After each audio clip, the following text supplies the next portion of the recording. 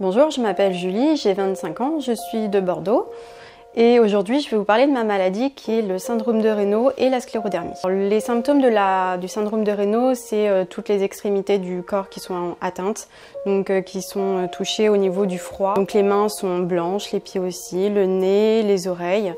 Et ça peut devenir très grave et aujourd'hui ça l'est pour moi parce que je suis atteinte de la sclérodermie et c'est ce qui a fait aujourd'hui que j'ai été hospitalisée et que maintenant je suis dans cette impasse-là.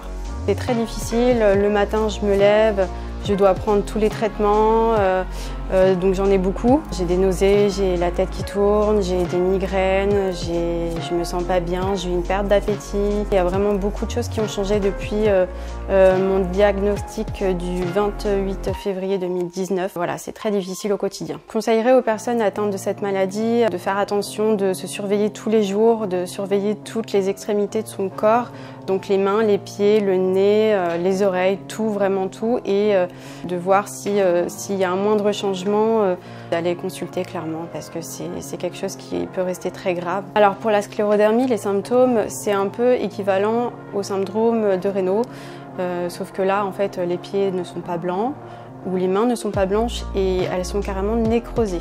Donc elles sont noires ou violettes et avec des plaies. Moi, pour mon cas, ça a été ce cas-là. Donc voilà, c'est nécrosé noir, ça pourrit clairement. Le sang ne circule plus et ça fait que du coup, vous avez des douleurs intenses intérieurement. Extérieurement, c'est pas joli, mais c'est plus l'intérieur qui fait mal. C'est une maladie auto-immune. Il y a des traitements qui existent, mais alors c'est des traitements qui sont voilà, ça reste des traitements vraiment limités, hein. Vous avez des traitements qui existent, mais alors vous n'avez qu'un médicament qui existe pour faire circuler au mieux le sang dans le corps. Donc c'est ce traitement-là. C'est ce traitement-là qui peut avoir des effets secondaires. Alors je me suis rendu compte de la maladie à la suite d'ulcères importants au niveau des pieds.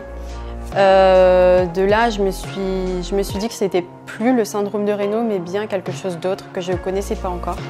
Et de là, j'ai été hospitalisée d'urgence pendant 2 semaines. Et ils m'ont diagnostiqué sclérodermique. Faut pas oublier que ça reste une maladie importante parce que ça peut toucher les organes, le cœur, les poumons et les intestins.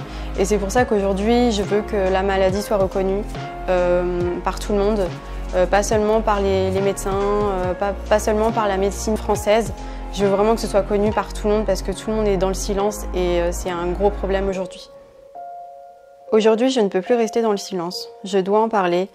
Nous devons en parler. Tous ensemble, soyons solidaires pour faire avancer les recherches.